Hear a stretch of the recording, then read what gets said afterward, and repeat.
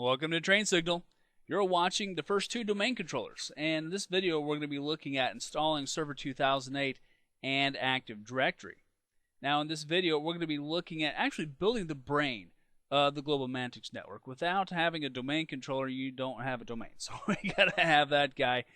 Then before we jump headlong into the whole installation thing, I want you to be able to understand a little bit about hardware requirements. I want you to be able to evaluate that. Because if you're getting ready to install Server 2008 on a box that does not support or does not have the required hardware on it, you're going to be sad. And I don't want you to be sad. So also, we're going to talk about the whole editions thing. I want you to be a little more familiar with the different editions of Server 2008. Then after we've selected an edition of Server 2008 to install for Global Mantics, I'm going to talk you through the bare metal installation process. Now, bare metal installation is kind of a fancy way for something that's very, very simple, and I'll share that with you. Then we're going to walk through the initial configuration task list. And this initial configuration task list is just a really easy way to get your server set up with the basic requirements of, a server name, an IP address, all that good stuff. Then we're going to talk about how to take your server and actually install Active Directory domain services on it. And it's not that hard, so don't be intimidated by that at all. Then we're going to turn right around after we have a domain controller set up, and we're going to set up a second domain controller, and we'll talk about why that is in just a little bit here. Then we also need to make sure that our two domain controllers can talk, and so we're going to walk you through how we can test out this big thing called replication. And again, we have all these big fancy words, and then at the end of the day, they all have very simple definitions. All right, so let's go ahead and let's get started with this. We're really beginning to build the brain of Global Mantics, and so what your mission is going to be is you're going to be building two domain controllers to start off with, and we're going to be building these at the New York headquarters. So let's take a look here at the hardware, what we're going to be building. We're going to start off with our first domain controller, and we're going to name it NYDC1-2K8. The IP address is going to be as such, 192.168.5.2. The reason why this is 2 instead of 1 is that our router is 192.168.5.1. So that's the reason for that. We're going to have a 3 gigahertz 64-bit CPU, central processing unit. We're going to start off with 4 gigabytes of RAM. That's a pretty fair amount there. We're going to have two 120 gigabyte hard drives. So plenty of storage space to start off with, and we're also going to have a gigabit network interface card. Now this particular domain controller, this guy right here, this first one we're going to be building, is going to be creating the globalmantics.com domain. So obviously this first one is going to be very important. We don't want to mess this one up because everything else will be squirreled up after that. Now we're also going to have a second domain controller. The second domain controller, we're going to name it similar. It's going to be NYDC2-2K8. The IP address is going to be almost identical, with the exception that it's going to be .3 instead of .2.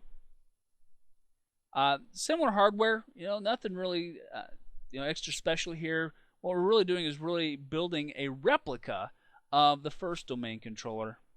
And this domain controller is going to be joining the domain. All right, so we're going to be creating the domain here, and we're going to be taking this guy and joining him to the globalmantics.com domain.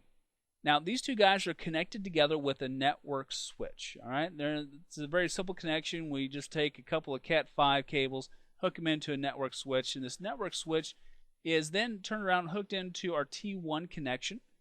And this T1 connection is, of course, going to be connected via a router. Our router is also going to be providing for us DHCP services too. Now, we're setting up two almost identical domain controllers, really for what we call fault tolerance. So here's the simple idea behind fault tolerance. Let's say DC1 goes down. All right, let's just say it dies and becomes a quivering mass of metal. Well, not a big deal because you still have this guy up and running, and vice versa. So fault tolerance is always a good idea, having a little bit of that redundancy in your network to make sure that if one machine dies, you can still continue to do business. Now, there's also a performance thing happening here too, because if we only have one domain controller running the show and it's just getting the snot beat out of it all the time, well, that's not so good. But if you have two machines running the show, at least two, and a lot of times you may have more than two domain controllers out there on your network, well, obviously two machines are better than one, right? So if this guy starts to get a little bit too beat up, this guy can also handle a lot of the load too. Now, let's say that we have two domain controllers on two different floors of your building. Well, that's pretty neat because then we can have our users log in using this domain controller, or we could also have users log in with this domain controller. So again, two heads are better than one, two DCs are better than one as well. All right, so this is what we're building. This is what your hardware looks like. So let's talk about what we're going to end up with. Once we've set up these two domain controllers, we're going to have this. We're going to have that top part of our globalmatics.com domain. Now remember that this is a forced root domain because it's the very first domain that we're creating inside of our premises. So again, don't be confused by these big fancy words.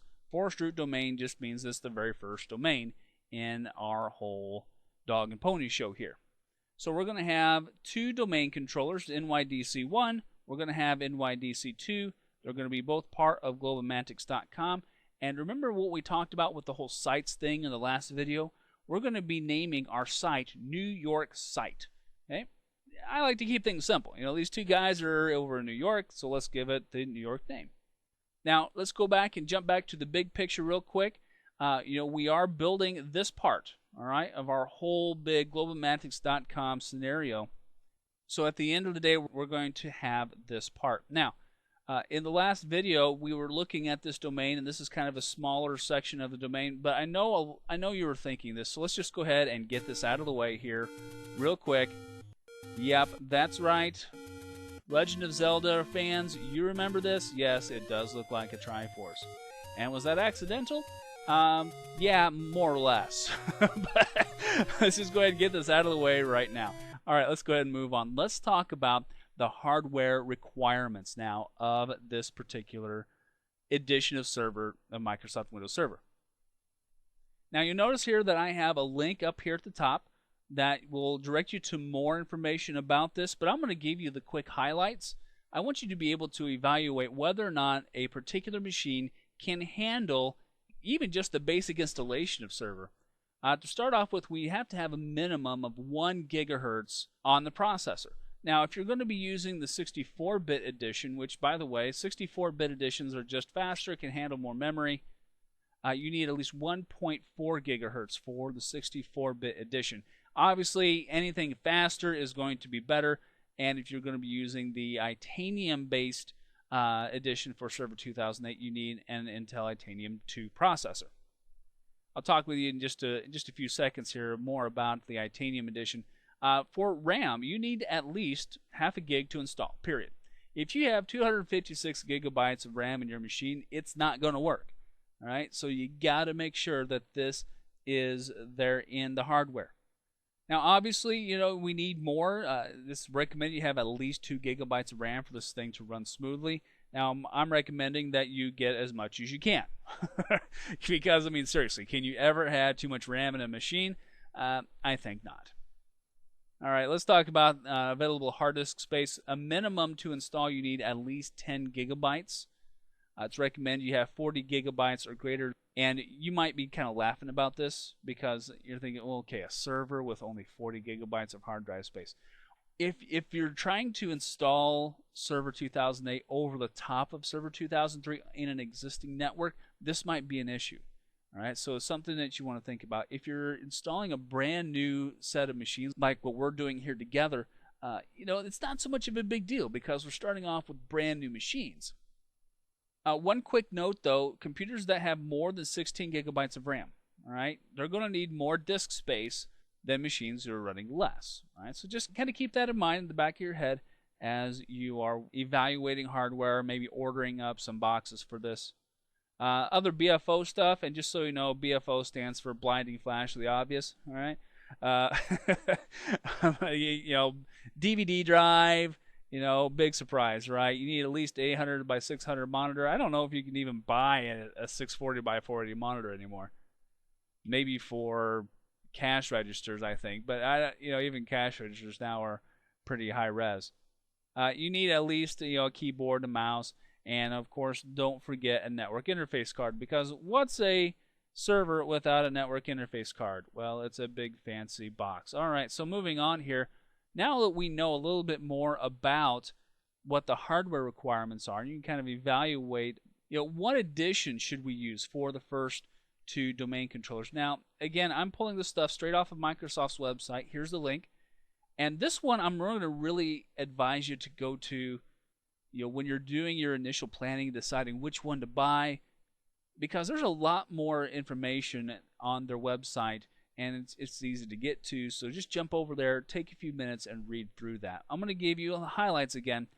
We start off with our standard edition, and it does almost everything. There's a few features that are missing.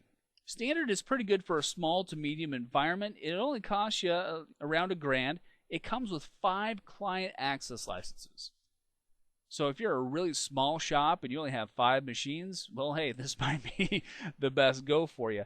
Now, you can always buy more client access licenses. Now, a client access license, just so you know, is a license that allows you to access server. It's a very simple concept. Now, when you start getting into client access licenses and what's going to be the best go for your corporation, you really need to consult a Microsoft licensing associate. They know a lot more about this, and a lot of times they'll cut you special deals depending upon how big your network is. So kind of keep that in the back of your head too. The maximum RAM, this is a big deal. All right, you're going to see that the maximum RAM, as we go down the list here, gets bigger and alternates between the different versions. But for 32 bits, right, for a regular 32-bit version, you have a maximum of 4 gigabytes of RAM. And now some of you are thinking, wow, that's not very much. And yeah, it's a little low, but it's a standard edition. The price point is as such. Wait till we start talking about enterprise. If you have the 64-bit edition, 64-bit operating systems can handle more memory, right? You're going to see that with this entire column here. A 64-bit edition of standard can handle 32 gigabytes of RAM. Now, when should you use standard edition? When you are in a small to medium environment, all right? If you're in a small to medium environment, you got, let's say, 5, 10, 15, 20 people. For a small shop, medium environments, you might start to push it a little bit. But, we're really looking at stuff like, file and print servers, less intensive applications. If you don't have that many people in here, standard is a good deal. Enterprise, on the other hand, let's start talking about this one. Enterprise does it all. All the features that are available in Server 2008 are available in Enterprise. Now, the price point obviously is going to reflect that. If you pony up $4,000, you can get 25 client access licenses, and that's just what it comes with off the shelf, by the way. Obviously, you can buy more. For the RAM that it can handle, Enterprise can handle up to 64 gigabytes of RAM, and for the 64-bit edition, 2 terabytes of RAM. Obviously, we're looking at Enterprise for more larger environments. If we need to cluster servers together for high-intensity applications, this is where we're going to go, all right? Data center. Data center is what we're going to see in really big environments, mass environments. That's why I say it's good for all that in a bag of chips. Now, the pricing on this, don't be fooled by it. It's about $3,000 per processor. Not per machine, per processor, all right? So that means if you have on your motherboard, if you have 4 processors, and that's not uncommon for a server class machine, that thing's going to cost you $12,000. There's a lot of cash involved in data center. Most of the time, data center is going to come pre-installed on that level of machine, just so you know. The same maximum RAM, though, as with Enterprise. We have 64 gigabytes for the 32-bit and 2 terabytes for your 64-bit. Now, the nice thing about data center, other than it being for massive environments, it includes unlimited virtualization licenses. Now, that's going to be a big key for a lot of people. They're going to be very excited about this. Now, if you're not familiar with virtualization, just think about having multiple machines running on one physical box, if you can kind of wrap your head around that. But virtualization is a big, big deal right now. It's going to continue to be a big deal in IT. It's one of those topics you're going to want to get to know. Let's talk about web server now. Web server is, well, it's just that. It's just a web server. The only feature, or I really should say the only role that it has, is IIS, Internet Information Services 7.0. Now, the price point is going to reflect it as well. It's only $469. But all it does is just be a web server. You cannot install Active Directory on it. You can't do a lot of the other stuff that you can with these top three. So for the core of your network, for the brain of your network, you're going to be using these three more so than anything else. Now the maximum RAM, 4 gigabytes and 32 gigabytes, pretty much the same thing as standard. And again, when to use this, you need to use this when you need a web server. You really don't need me to explain that, right? Let's talk about this Itanium thing though. All right, Itanium editions for these high-end web application servers. Now the price is a little bit costly. It is about $3,000. It only handles so many types of roles though. It's kind of an interesting hybrid. It's expensive and it can handle just a huge amount of memory, 2 terabytes of RAM. You'll notice here that there is no 32-bit edition of this one though. The reason for that is that it only works with Itanium 64-bit processors. So you're going to have to watch this. Now you're going to use this guy when you need to run superpowered databases or high-end applications. The only thing that it has is the application server role and a few other features that allow it to work within the Microsoft server kind of family. All right, so there's the additions of Server 2008. Now we need to stop and think, which edition are we going to use for our first 2 domain controllers? The one that we're selecting is Enterprise Edition 64-bit. Now let me tell you why we're picking that one. We're going to pick this one because it can handle up to 2 terabytes of memory. All right, so and when we're talking about planning a network, we also have to think about the future. We can't just think about, well, what do we need right now? I mean, that's important, but you have to think, okay, are we going to get large very quickly? Can we grow slowly? We're really thinking with this one is that if we can get up to 2 terabytes of memory, we have enough stuff with which to grow. It also has a very complete set of features. So we may not use all of them right off the get-go, but eventually we might, and so we should just have those available. Now, here's one of the biggest reasons why we are picking. We have the cash. Because you saw the prices, right? I mean, they're not cheap. But if you've got the cash, just go ahead and pony up for Enterprise Edition. It's going to be worth it. Now, remember that each of our machines has 4 gigs of RAM, has 2 120 gigabyte hard drives, 3 gigahertz 64-bit quad-core Intel processor, and gigabit network cards. Our machines, our hardware, they're not going to have a problem handling Enterprise Edition. And I put it down here at the bottom. You see here, I say at least at first. As we start adding more and more of a load, as these servers start doing more and more work, as we add users and users request stuff off the servers, well, then we're going to need to be able to expand the hardware probably. So it's something to keep in mind. So we have talked about the different editions. We've talked about the hardware requirements. We have selected an edition for our installation. So let's go ahead and start talking about this bare metal installation process. What do we mean by bare metal? Right? This is kind of a funny term. Let me tell you about the 2 types of Server 2008 installations. They're very simple, so don't let the wordings throw you. When you're doing a bare metal installation like what we're going to do, there is no existing operating system on the hard drive. It's a clean, blank hard drive. If we're going to be doing an upgrade installation, we're going to be installing over the top of Server 2003. That Server 2003 is already there on the hard drive, and we're upgrading it. All right. So now, real quickly, I want to make a couple of quick notes here. You cannot upgrade a Server 2000 machine to Server 2008. Right? You can't do it. If you're going to upgrade Server 2000 to 2008, you have to upgrade to 2003 first. And that's only, again, if it meets the hardware requirements. So if you have a Server 2000 machine, you want to go up to Server 2008, upgrade to 2003, then upgrade to 2008. Kind of a squirrely thing. Bare metal, it's the simplest possible installation scenario. It's the one that's recommended by Microsoft. If it's at all possible, use this one. And it's very easy. You just pop in the DVD and you boot up. Now, for Global Mantics, we're going to be doing 2 bare metal installations, pretty much back to back. So we're going to be, remember, installing 64-bit Enterprise Edition, and we're just going to start off by installing 2008 on this very first machine. So right now, our hardware is set up. it's plugged into the power and the network switch. Now, one more quick note before we jump on over here, okay? Let's say you selected Standard Edition, right? Let's say you didn't have a lot of cash to start off with.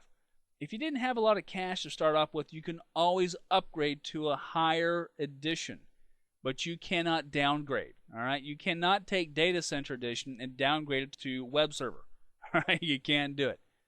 But I do want you to remember that you can always upgrade. So even if you're at this point, you have selected Standard Edition, you got it installed, and all of a sudden your company has just grown to gargantuan proportions really fast, and you're still back with Standard Edition, don't sweat it, okay? You can always upgrade to Enterprise or even to Data Center Edition as long as your hardware will support it. Okay, you know what? Enough talk. Let's move on over to our first server and let's start this installation process.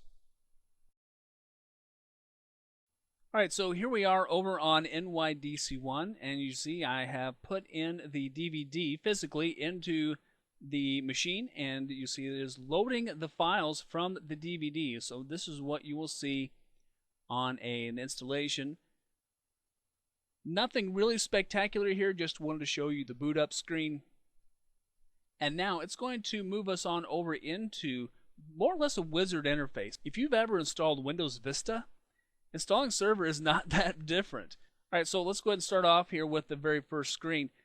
First of all, we can install different languages if it's available. You see on mine it is not currently. We can install additional language packs later. I can also switch to different time formats. We're going to stick here to United States since it is going to be in New York. And also the ability to switch over to different keyboard or input methods. Again, we're sticking with US, and we'll tell it next. Now, we have a few options here on the install now. I could go ahead and hit this button, but just wanted to show you and point out a couple of other things. What to know before installing Windows. You remember all that stuff I was telling you about just a little bit ago in terms of the hardware requirements and all that stuff? Well, here it is again. So if you want to see it again, you can read through it and you'll know all the stuff that I just told you. All right. So moving on along, I'm going to go ahead and close that one. Alright, so and there's also a repair your computer option, and this is what we're going to use in case of a disaster. In case our machine just goes haywire one day, we actually have the ability to actually pretty easily repair and recover the operating system, although we're going to cover that in a different video in this series. So let's go ahead and let's just hit this big blue Install Now button and move on to the next stage in the game here. And now you see we get to select the edition of Windows. Now at this point in time, depending upon the disk that you actually have, it may prompt you for a license key. Now if you don't enter in a license key, Server 2008 will automatically default over to a 30-day evaluation version, which is pretty nice of them, I would say, so you can have a chance to learn all the different features. Now this particular edition that I have, you see that I wasn't prompted for the license key. I can always put it in later though. So you see here that I have the full installation options, standard, enterprise, data center, as well as the 3 server core installations. Again, we're going to talk about server core in another video a little bit later on in this series. But let's go ahead and install our enterprise edition here, and we'll tell it next. And of course, we're going to sit back and enjoy this beautifully written license agreements. Wonderful. Absolutely wonderful. All right, let's go ahead and accept it, and we'll tell it next. Now, here's our 2 installation options. Remember, we were talking about the whole upgrade versus bare metal installation. Well, you see that upgrade is grayed out because, well, there's nothing on this disk, so there's nothing to upgrade. So we're going to go ahead and come down here and click on Custom to install that clean copy, that bare metal that you and I were talking about just a little bit ago. So let's go ahead and click on it. And now we get to decide which hard disk we're going to install server on. Now, remember I was telling you that these machines have 2 120 gigabyte hard drives. So we're going to be installing it here on disk 0.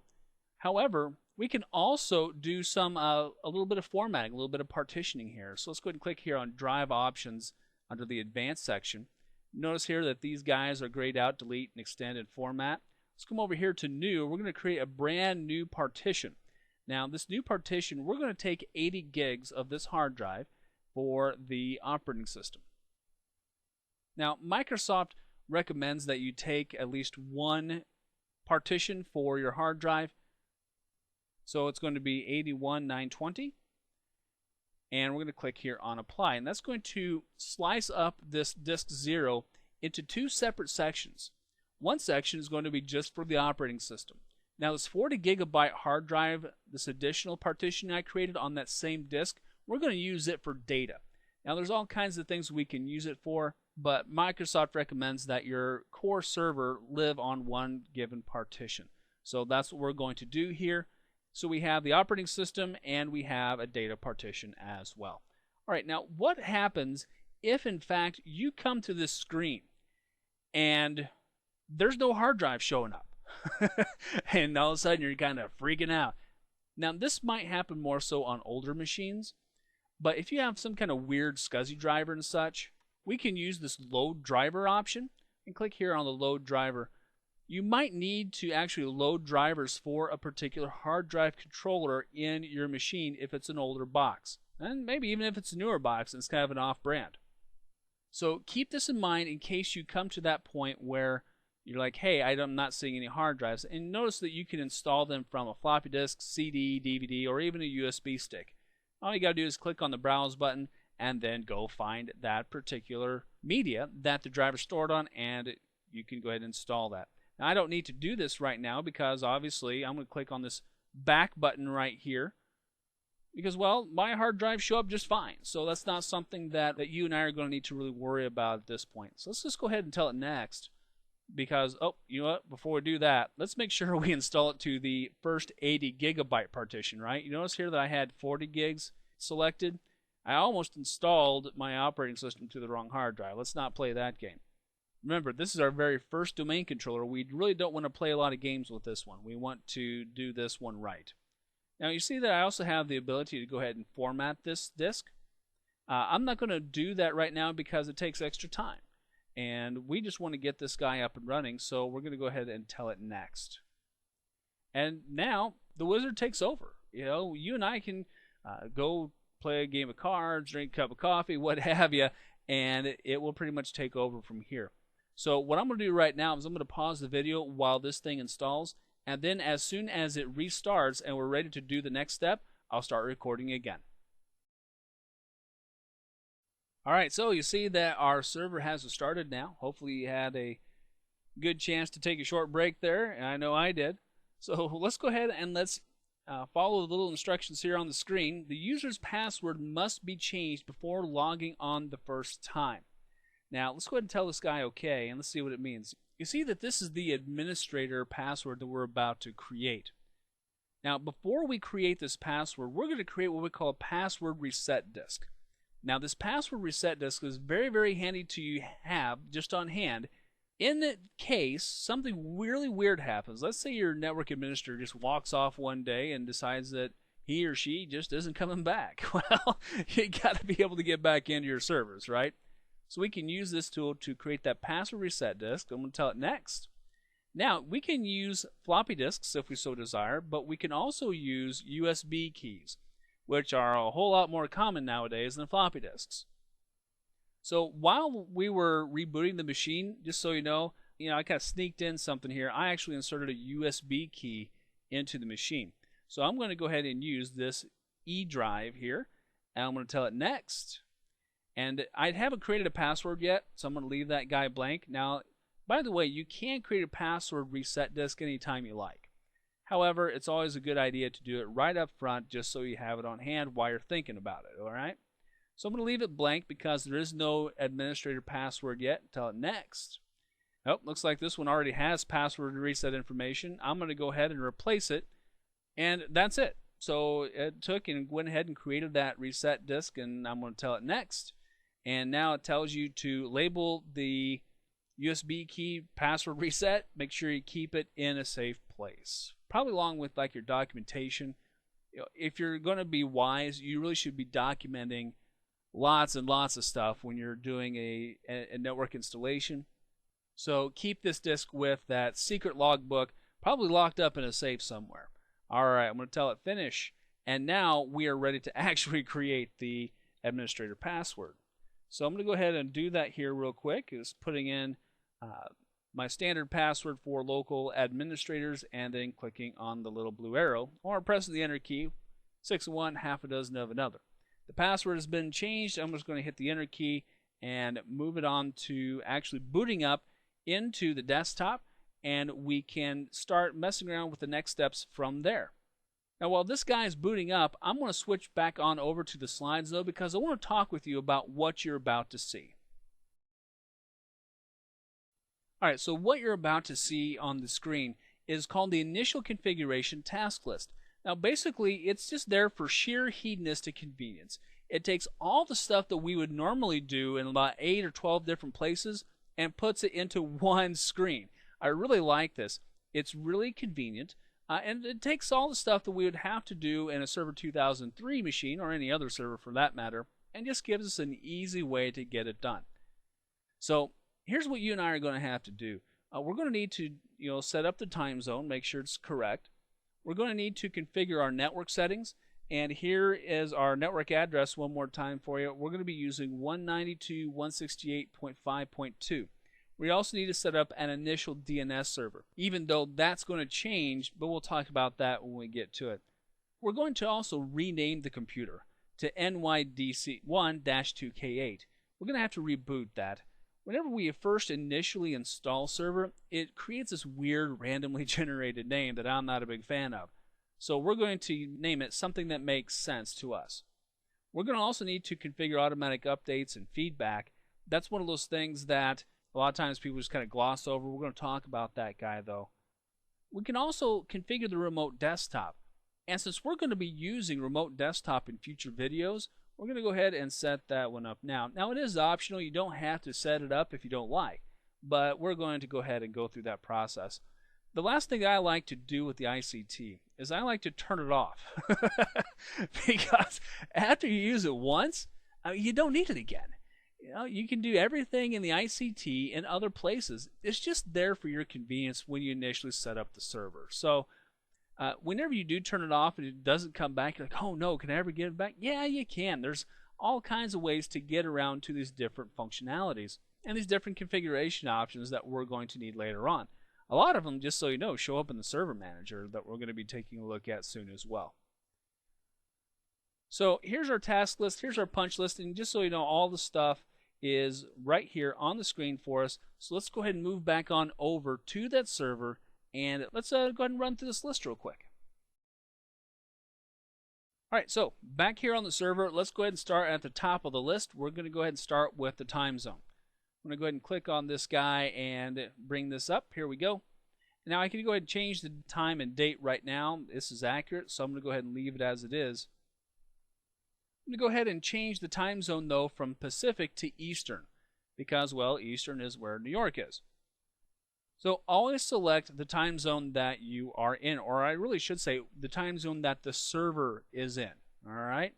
I'm going to go ahead and leave it and allow it to automatically adjust the clock for the daylight savings time and tell it OK. Now let's take a look at these other tabs up here. Let's take a look at additional clocks. You can actually show more than one clock if you like. So you could actually show Eastern time and Greenland, or whatever time, Cairo, whatever time, other time zone that your network operates in. Now I'm not going to need to do this because right now our only network lives in New York. And that's it. We don't have any other networks to worry about. But we can show up to 2 additional clocks if you think that's going to be useful to you. If it's just going to confuse you, then don't do that. Let's take a look at this Internet Time tab next. The Internet Time setting allows you to keep synchronization with all the rest of the world. Let's go ahead and click on the Change Settings. Now, it's very important that your machine and all the machines in your network maintain the same time. If the times on your machine start to get a little squirrely, bad things happen on your network. All right? So we want to make sure that we're staying up with the rest of the world.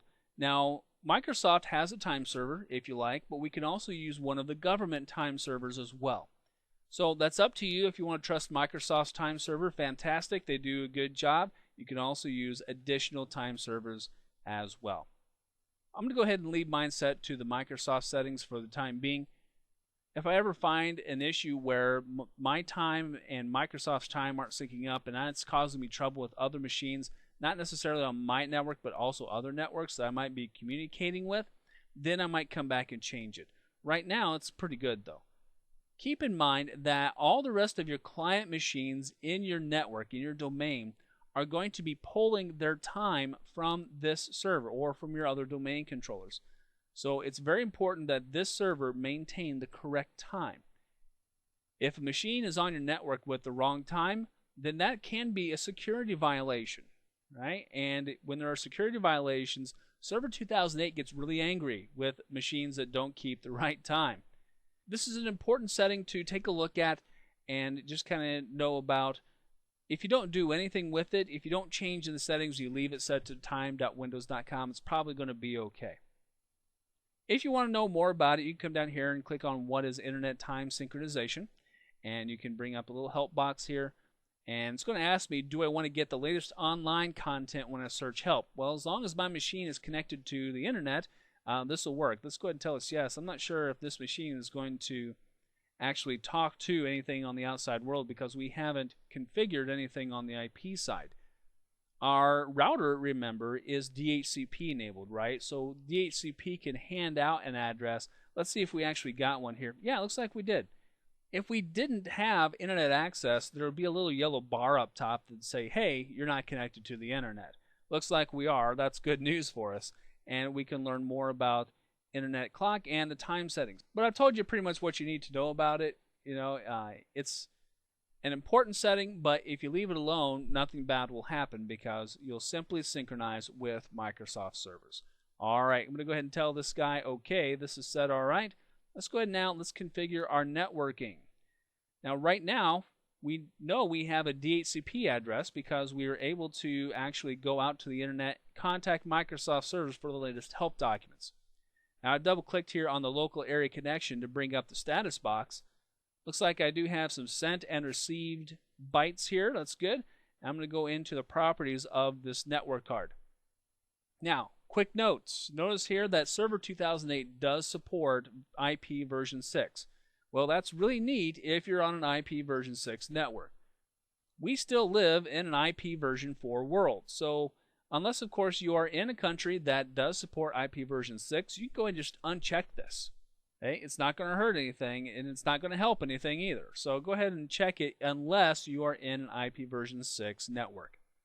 We're going to be looking and paying attention to IP version 4 because here in the States, that's what we're going to be on probably for the next 5 years or so, at least at the time of this recording. So we're going to go ahead and go into the properties for IP version 4. This should look familiar to you.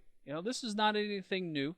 This is the IP configuration option. We're going to be not just obtaining an IP address automatically. All of your servers really should have static IP addresses, and that's what we're going to set up right now. Let's go ahead and select use the following IP address, and I'm going to hit the numlock key on my keyboard here and type 192.168.5, and remember that was going to be 0.2, right? Our subnet mask is configured for us, good enough, and our default gateway is going to be our router, so that's going to be 192.168.5.1, and that is the address of your router most of the time. It might also be a proxy server, depends on your network, but for Globomantics, it's going to be our router. Let's take a look at this DNS server thing. Okay, remember that from the last video how our DNS servers are really like a phone book, right? Well, our router also happens to provide us with some DNS services. So for the right now, I'm going to have my DNS server be the routers. Now, I can always change this, and you know what? After we do this whole DC promo and promoting it to a domain controller thing, we're going to find that this is going to change, but I'm going to bring you back to that. So kind of put a little pencil mark in that in your head, and we'll come back to this, and I'll show you how it's going to change after we do this whole DC promo thing. I'm going to tell it OK, and I'm going to tell it close, and now I'm going to close this network connections window as well to bring me back to the ICT. Alright, so we have our time zone, we have the networking configured. Let's take a look at the computer name now and the domain. Here is the current computer name, Win-903, that's that, I think it's an O. W139GDX, that's really nasty. So let's go ahead and let's change the computer name right now. In order to rename this machine, I'm going to come down here and click on the change button. And here's the computer name as it stands. We're going to get rid of that thing here and we're going to switch it over to NYDC1-2K8. There we go. Now right now I'm not going to be joining it to a domain.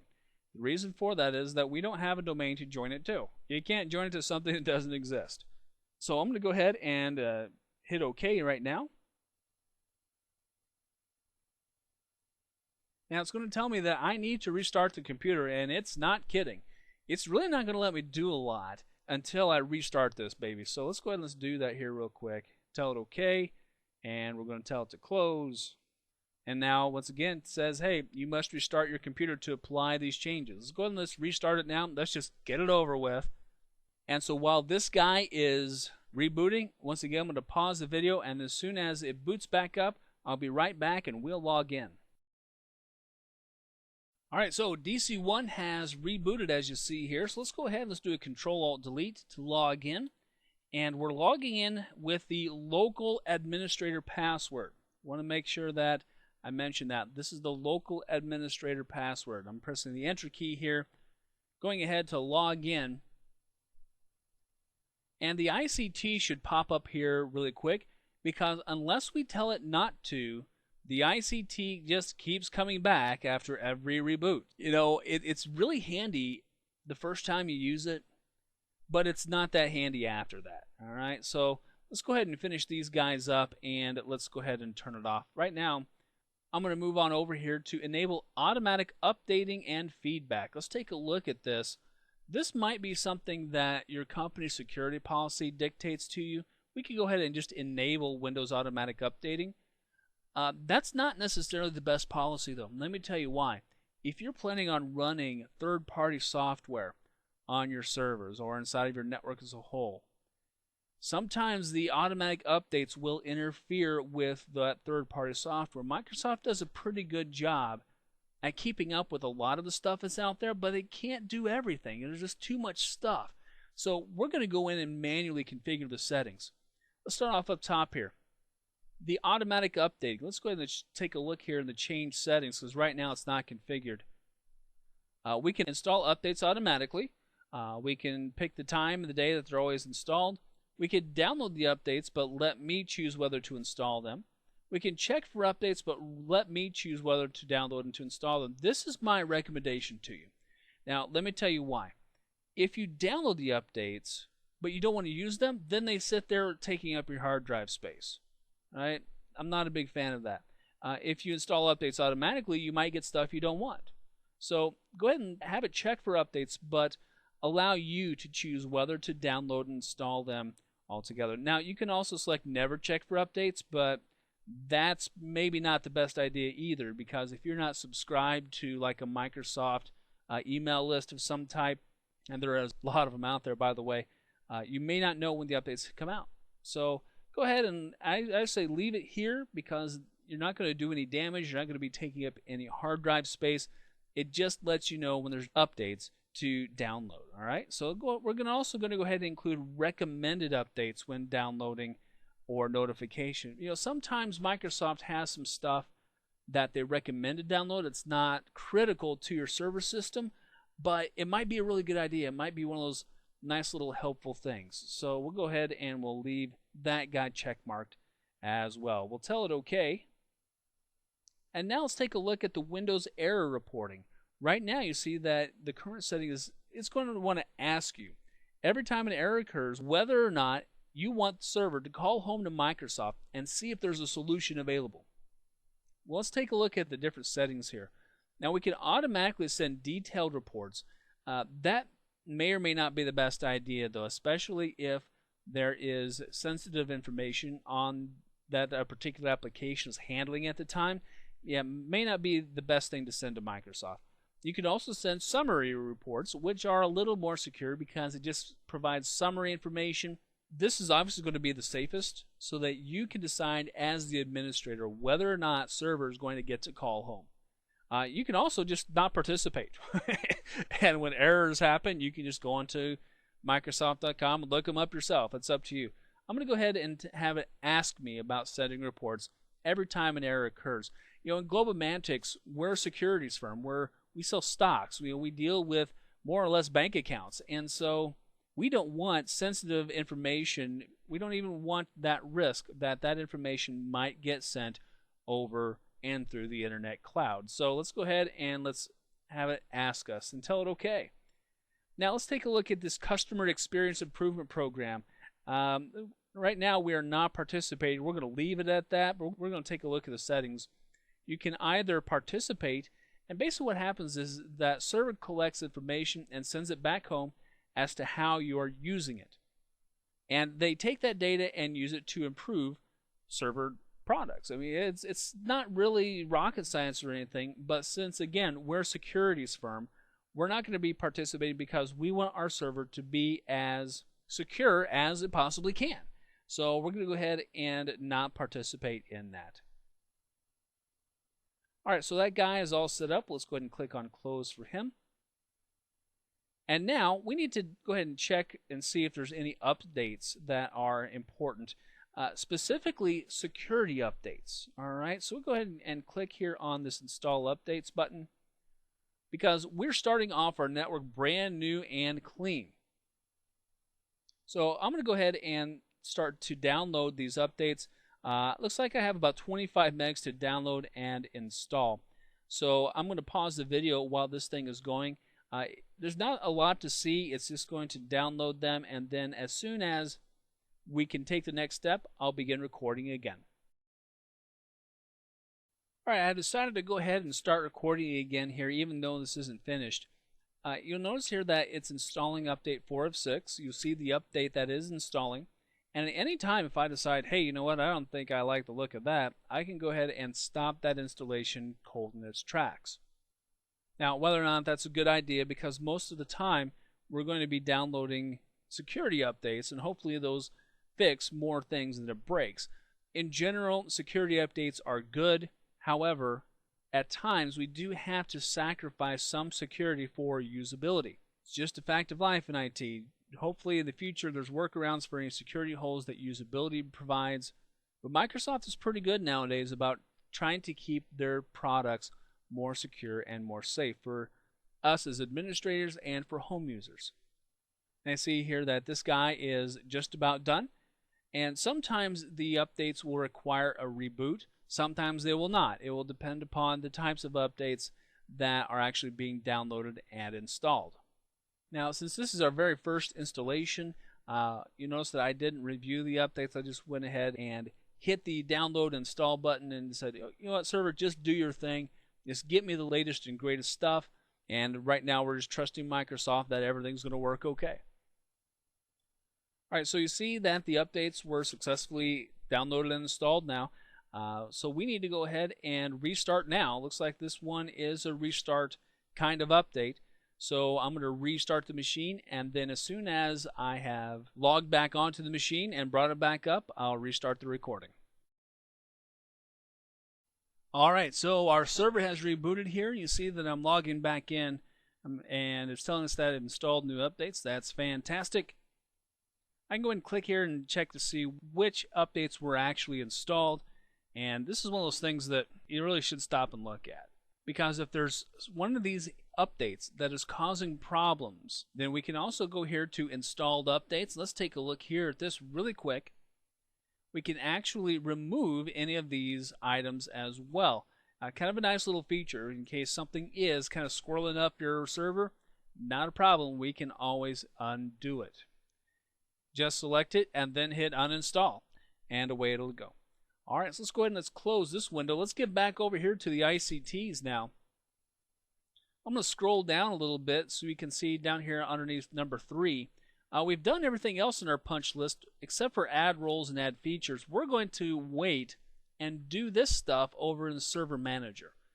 but we do want to go ahead and enable remote desktops. Let's go ahead and turn this guy on here real quick so we can use it later on.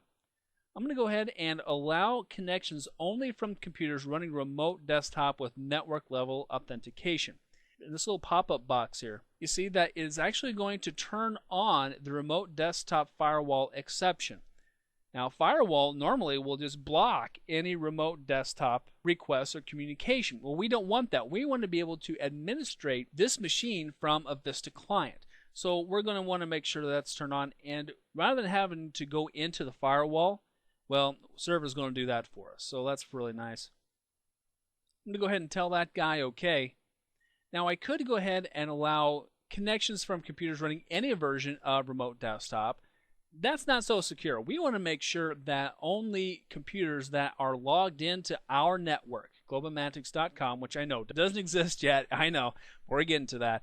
But we'll only allow users and computers that are logged into our network to have access to remote desktop.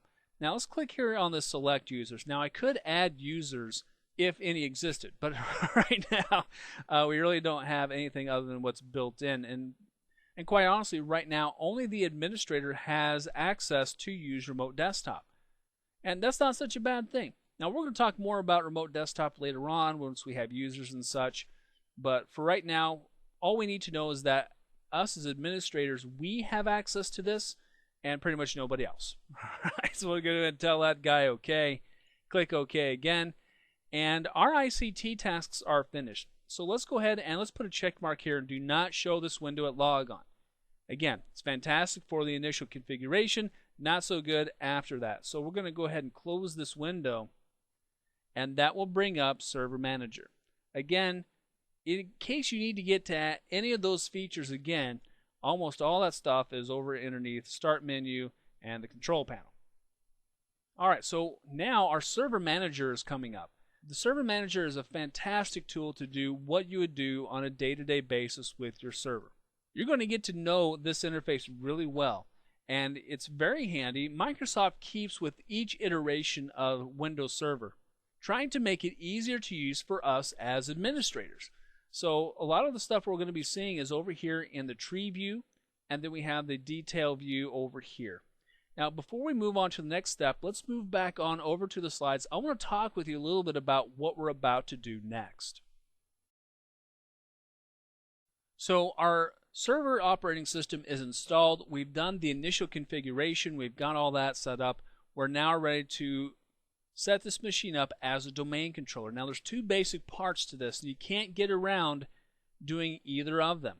First of all, we have to install the ADDS role. Now ADDS stands for Active Directory Domain Services. So the role has to be installed first. Now when we install the role, what we're really doing is we're installing these little applications. If that kind of helps you to bring it home a little bit more, we're really just installing stuff that's allowing us to make this machine a domain controller. So after that, we're going to run dcpromo.exe. So it's not enough just to install the role. All right, this is step one. But step two is we have to run this dcpromo.exe wizard. Now, installing the ADDS role, it's very simple.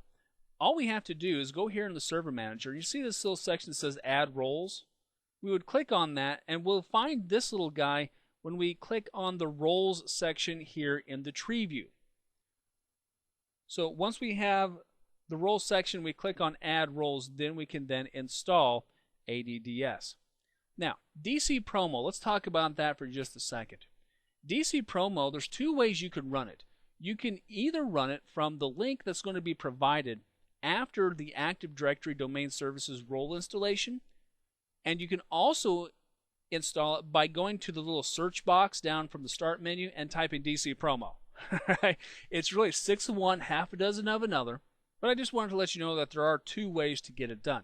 We're going to be using the Server Manager because I want you to get used to using the Server Manager during this first installation. Now, when we do our second domain controller installation, I'm going to show you a shortcut that's going to save you just a little bit of time. Okay, so let's go ahead and let's move back on over to the server now, and let's get this whole domain controller process started. All right, so what we're going to do first, over here now we are on New York DC1 again. Let's click on the roles section, and let's go over here to the roles link. We're going to click on this, and that's actually going to start a wizard. We're going to be seeing a lot of wizards, and you're going to be humming, the Yellow Brick Road song before too awful long, because we're going to be off to see the wizard a lot all throughout Server 2008. Now, this first page just gives you a little bit of information. It tells you, hey, make sure that your administrator account has a strong password, that your network settings are all set up, and the latest security updates from Windows Update are installed. All right, hey, you know what? We've got all that. We did all of this stuff initially, especially with the administrator account. We've already set that password, the network settings, and the security updates we did in the ICT. I'm going to put a check mark here and skip this page by default because after I've seen it once and read it, I don't need to see it again. So let's go ahead and tell it next. And now we get to decide which roles, which jobs we're going to be installing to our server. So let's go ahead and put a check mark here in Active Directory Domain Services. And we'll tell it next. Now here's some more additional information to Active Directory. There's an overview, how to install it, and common configurations. It's just additional information for you to go back and read as time permits. Right now, we're just going to go ahead and hit next, and it's going to tell you, hey, you know what? The server might need to be restarted after installation completes, and after you install the Active Directory Domain Services role, then we need to use the Domain Services Installation Wizard, also known as, go figure, DC Promo, to make the server a fully functional domain controller. So that's what we're going to do. Let's go ahead and tell it to install. It's going to take a little while to install, so I'm going to pause the video while this guy is pushing that little blue bar across the screen. And as soon as that finishes up, I'll be right back. Alright, so here we are back again, and you see here that our ADDS role has finished up. And so now we're just going to go ahead and run DC Promo by clicking on the link right here. Again, if I really wanted to, I could go here to the Start menu and I could type DC Promo down here, and I would essentially get the exact same result. It's really, again, 6 of one, half a dozen of another. I'm just go ahead and click here on the link, and that's going to start up this Active Directory Domain Services Installation Wizard. On the front page here, you'll notice that we have Use Advanced Mode Installation. Now, Advanced Mode Installation offers you additional options that are not in the standard wizard. Big surprise, right? I know, a blinding flash of the obvious. Let me real quick, I'm going to click here on this link to Advanced Mode Installation. I just want to tell you about just a few items that are unique to Advanced Mode that you're not going to see in this first wizard. First of all, the Install from Media option. The ability to create domain controllers using a disk that we've created previously from another domain controller. Read-only domain controller. Password replication policy. There's several items in here that we don't need for standard installation, and that's exactly what we're going to be doing, is just a standard domain controller install. So at the end of the day, here's what I want you to remember about Advanced Mode. When you need to do read-only domain controllers, or if you need to do install from media, those are your primary reasons why you would use Advanced Mode. Right now, we don't need Advanced Mode, so I'm going to go ahead and close that, and I'm just going to go ahead and tell it next. Now, here's a bunch of stuff about Windows NT security. Now, if you have a Windows NT server, and if you need to worry about Windows NT in your network, this has some very important information for you. Basically, you're going to have problems. This is what it's telling you. You're going to have problems if you have a Windows NT server. Now, we're not going to have problems with this because, remember, all of our servers are going to be Windows Server 2008. But if you do have a Windows NT server and you're anticipating problems, here is the information for that. Now, hopefully you won't run into a Windows NT server because that was several years ago when that was the hottest thing. And we have since had advanced iterations of servers, so hopefully that won't be the case for you. But just in case it is, there's, again, that little link for Microsoft to tell you a little more about it. Okay. So here is a very critical step. We're going to be creating a new domain. Our domain does not exist yet. So we're going to go ahead and click here and create a new domain in a new force. We're starting off with nothing, and we're creating something. All right, so we're going to go ahead and tell it next now. And now we put in the fully qualified domain name of the forest root. Remember, our forest root is simply the very first domain in our network. That's all it is. All right, so we're putting in for ours globalmantics.com. Now let me stop here for just a second and talk to you about this. First of all, if you're going to be putting in here .com, .net, .biz, or any of the standard internet suffixes, you better own that name. If you don't own the name and someone else does, well, there's going to be trouble.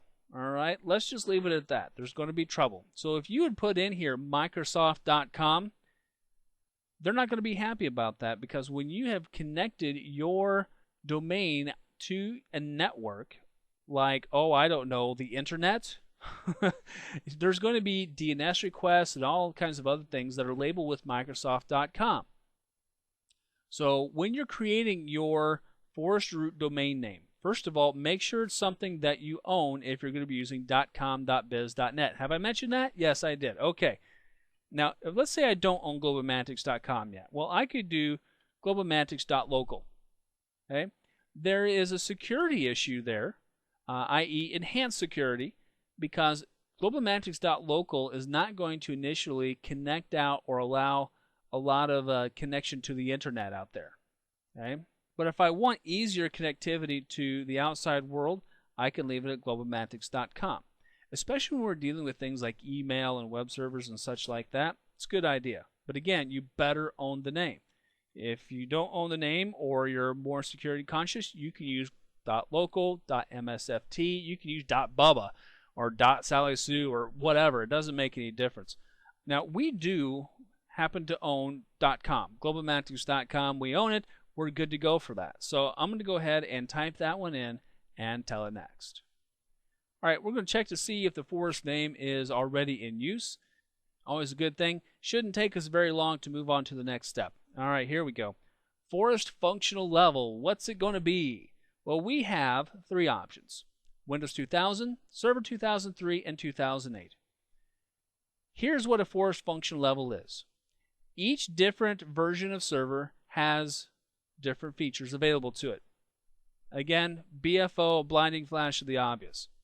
If we have Windows 2000 servers acting as domain controllers, then we have to select Windows 2000 functional level. Now, notice down here at the bottom, if you have some domain controllers running later versions of server like 2003, 2008, some of these advanced features are not going to be available, and that's going to make you sad. Now, if you have Server 2003 machines and no Server 2000 machines, you have a lot more features available to you that are going to make your world a lot easier to live in, trust me. If you have only Server 2008 machines like what we're going to have, even better. Now, this is kind of a funny paragraph in here. This forest functional level does not provide any new features over the Server 2003 functional level, but it does say that it will provide unique features. But they're not new. Okay, Microsoft, not sure what you're getting at there, but let me tell you this. There are things that are available at a Server 2008 level that are not available in a Server 2003 level. Now, we're going to talk more about those later on in the course.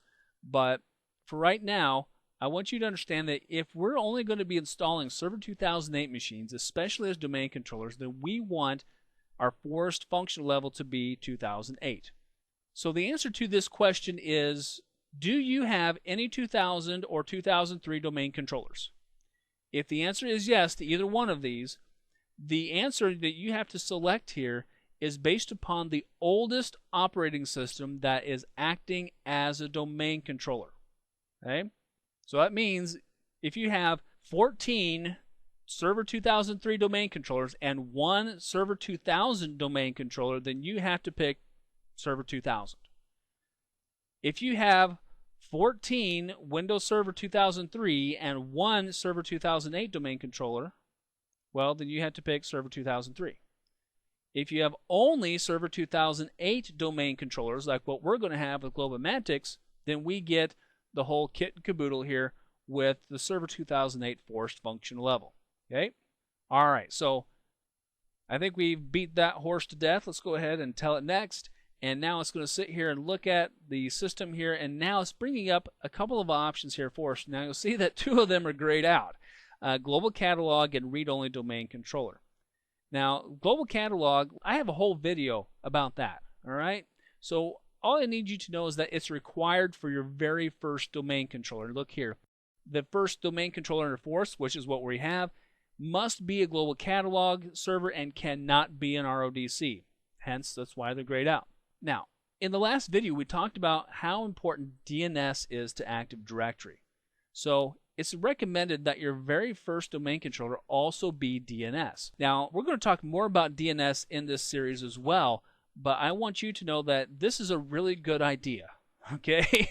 Even if you don't know anything else about DNS, we're going to talk about it more later. I want you to know that it's a really good idea to have DNS checkmarked in this box at this stage in the game. All right, let's go ahead and tell it next.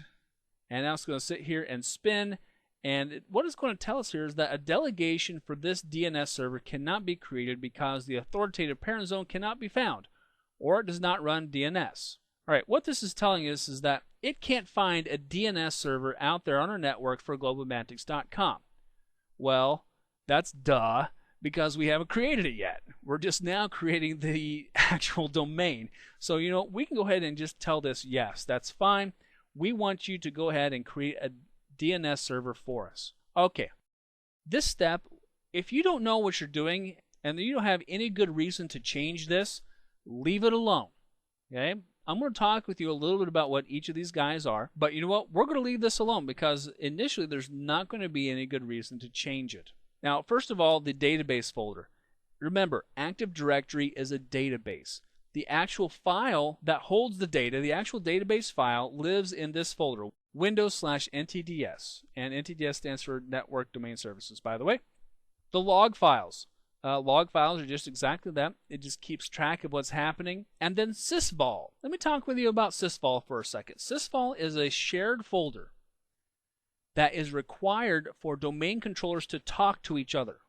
Okay, that's what I want you to know about it. It's required for and holds files that allow for domain controllers to talk to one another in a process we call replication, which I'm going to talk with you about in this very video. These are very important files. I'm going to take you to them after we finish this whole process. We want to validate that these folders exist, that a database file is actually in NTDS, and that our sysvol folder is shared. It has a shared item in there. We'll talk about that in just a little bit. But keep in mind that this particular guy allows domain controllers to talk to each other. Right? Does a few more things, but that's the core of it.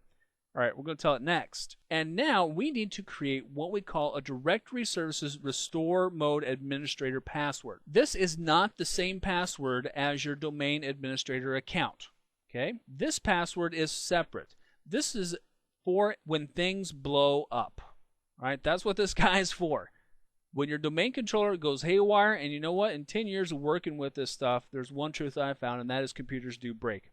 I'm going to show you how to use this thing called Restore Mode, Directory Services Restore Mode, later on in this very video series.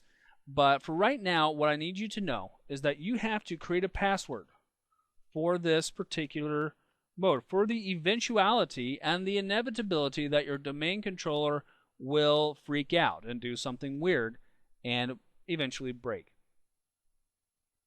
Creating this password, which again is only for restore mode. Okay? It's not your regular administrator password. It's only for restore mode so that we can get in and fix things if it's at all possible. All right, we're going to go ahead and tell it next now.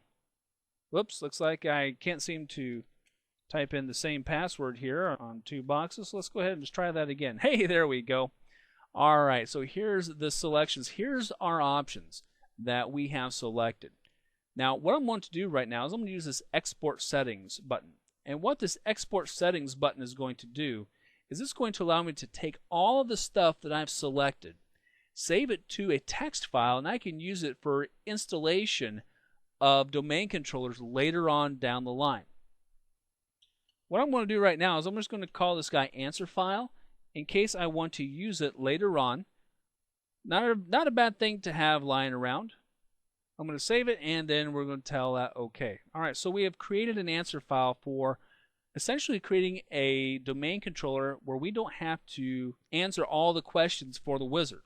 All right, that's really all there is to it. We'll talk more about it later. I'm going to go ahead and tell this guy next, and now it's going to sit here and write in this little book. I'm going to put a check mark here in reboot on completion. What it's doing is it's setting up Active Directory and really creating the domain for the first time. It's going to take a while, so you know what? We're going to pause the video, and I'll be back as soon as this thing has rebooted, and I'll show you what it's going to look like to log on. Alright, so here you see that our server has rebooted successfully, so let's go ahead and do a Control-Alt-Delete to log on. And hey, there's something new. Globomantic/administrator. Okay, I want to switch back on over to the slides. I want to talk with you about what just happened here and why this Globomantic/administrator is here. Alright, so here's what we've created so far. I want to talk with you about this whole password mix. We have created globomantics.com. Alright, remember that's our forest root domain because it's the very first domain in our whole network. Here's our machine. We haven't named it New York site yet because we've just installed Active Directory Domain Services and we're just getting this whole thing started. But here's the deal. The first password that you create is the local administrator.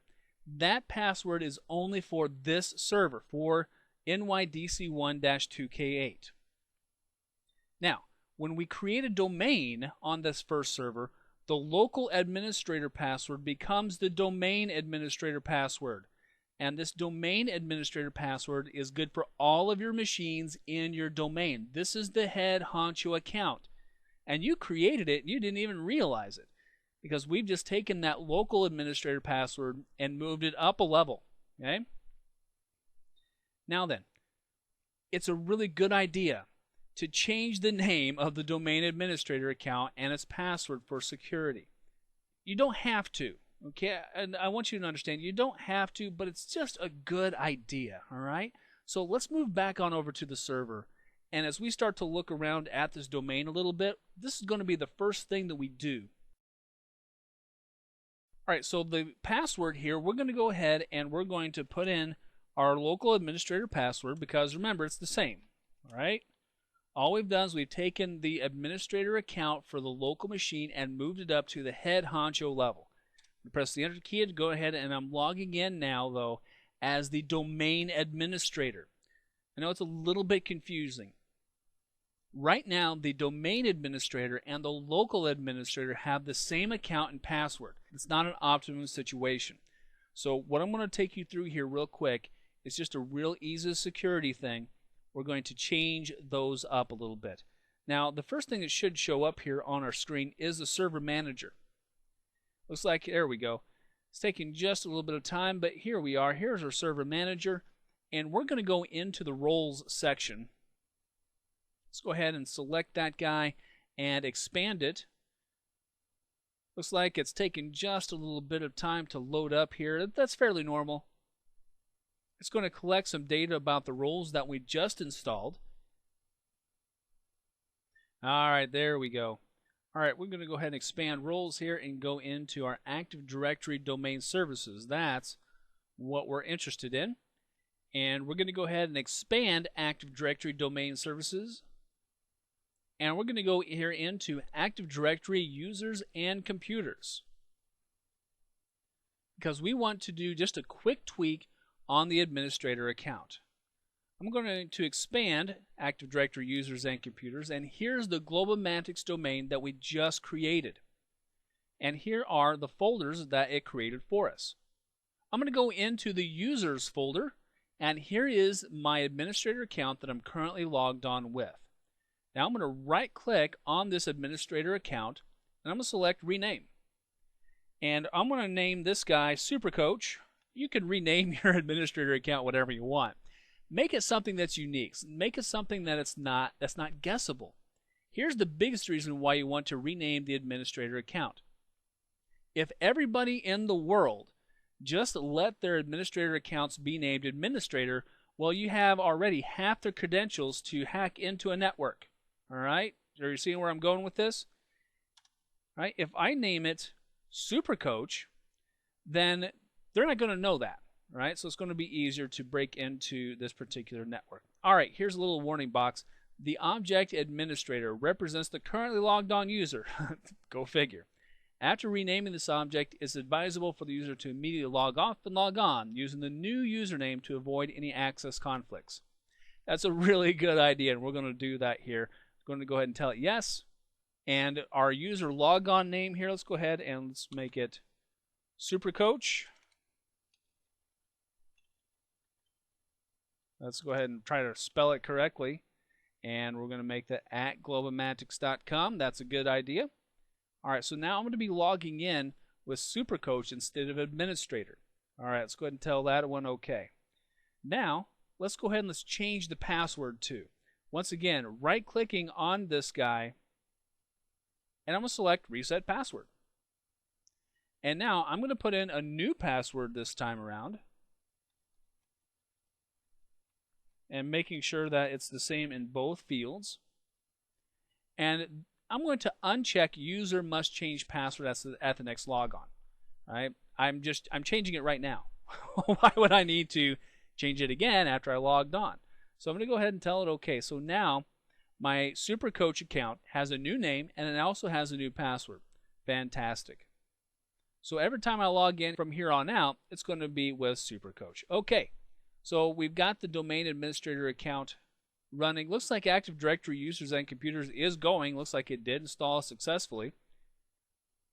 I want to take you in real quick though. I want to show you the files and folders that we've created using that DC promo. So I'm going to go ahead and minimize the server manager for just a second. We're going to go to the start menu and to computer.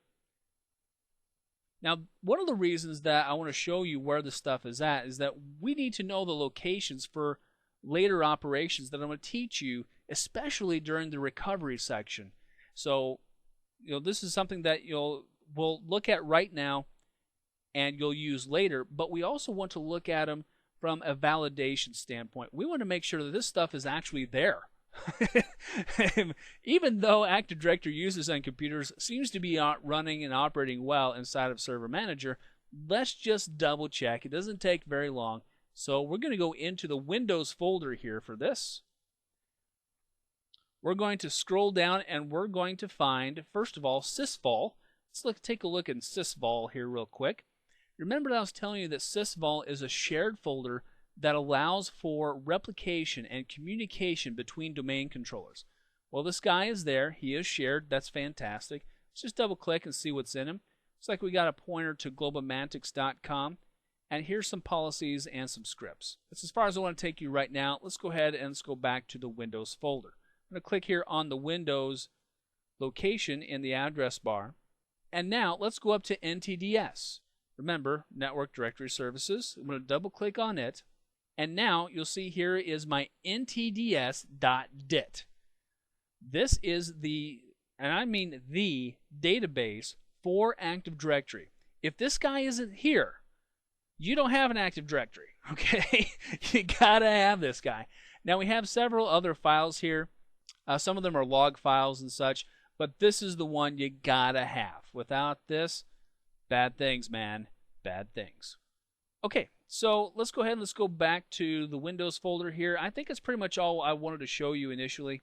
Let's go ahead and let's close this out and let's go back to Server Manager. Everything is looking good. At this point in time, I think we are ready to go ahead and make a slight change now in our sites folder. Look down here with me underneath Active Directory Sites and Services. You remember in the last video we were talking about sites and how they were the way that we track stuff physically, right? So we're going to go ahead and expand sites, and here is the default first site name. Now everything lives in a site, even if it's just this first default site. Now I don't like this default first site name. It doesn't make any sense to me. So I'm going to right click on this guy. We're going to rename it right from the start. So that way when we start adding in machines to our New York site, they're all going to be easily found. So we're just going to call it New York site. Or how about just New York? Okay, that's good enough. All right, so we have renamed our default first name site to New York because it's more identifiable. Now, we're going to talk a lot more about sites in additional videos in this series, but we wanted to do this first, okay, because we're setting up our Active Directory initially, and we want everything to be the way we want it to be. If you added in a bunch of computers, a bunch of servers, and a whole bunch of other things into your Active Directory, and you go in and you change the site name, you just might as well buy stock in Aleve or Tylenol, because you're going to have a whole lot of headaches, friends. So just do this right up front. Make them something that is recognizable and usable to you. Okay, so we're good to go for that. And now I really think that we're ready to go ahead and install that second domain controller.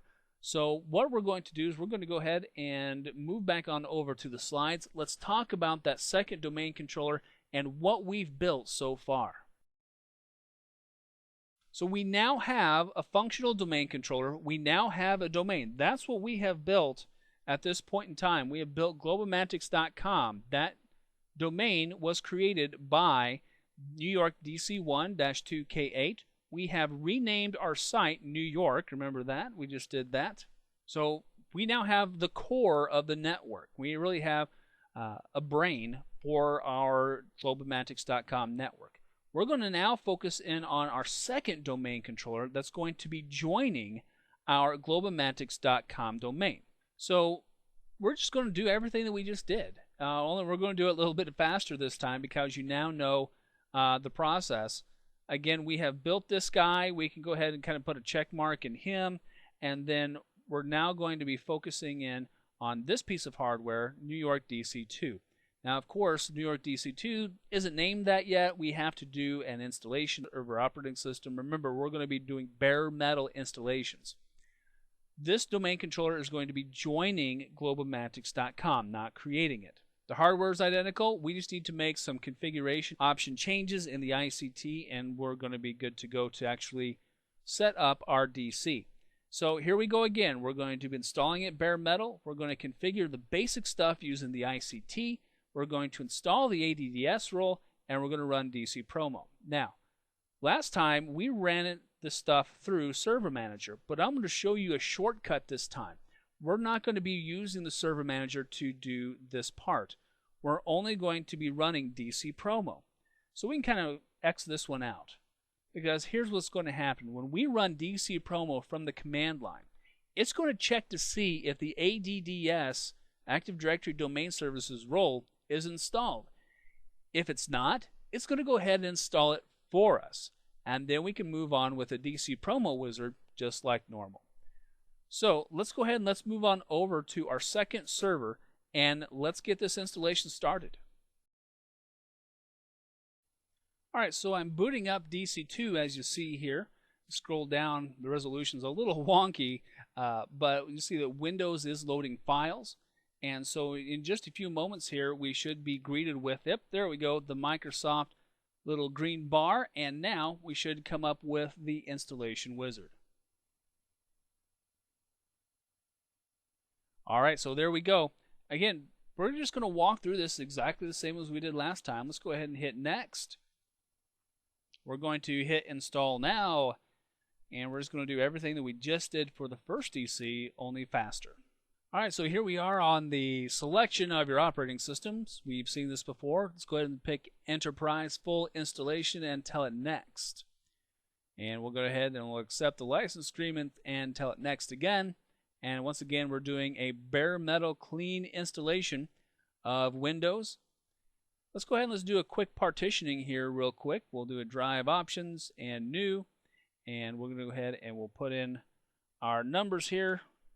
Hit numlock so it'll actually take, and we'll see, it was 81920, wasn't it? That should create for us an 80 gig partition and for the operating system to live on, and then a 40 gig partition for data. Yep, there we go.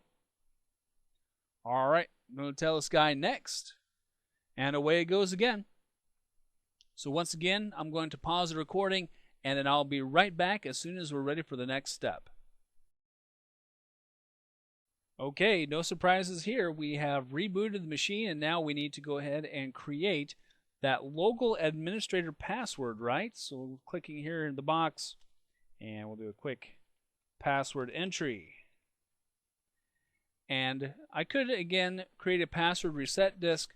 I'm going to cheat this time and not do that. However, do as I say, not as I do, right? So go ahead and when you're setting up yours, make sure you create your password reset disks. Go ahead and log in here, and don't worry if you don't do it right then. You can always make them later, okay? So don't sweat it. Tell it okay. And now let's going to go ahead and load us up into the desktop and into the ICT, where we can do all of our basic configurations. And we're only really making a couple of changes from what we did last time, primarily the computer name and the IP address, because this box is going to be a duplicate of the first DC. Remember, for fault tolerance, so in case one of them dies, we have another as a backup, and for better performance, so that one machine isn't doing all the work. And there's our ICT up just like you should be. So we're going to go ahead and just go down this punch list real quick. Let's go ahead and set our time zone from Eastern to, or I'm sorry, from Pacific to Eastern. Go ahead and we'll set that guy there real quick. All right. And we'll tell that okay. I'm not going to worry about the internet time. I'm going to go ahead and let the time.windows.net server go ahead and take care of that. Let's go ahead, let's configure our networking real quick.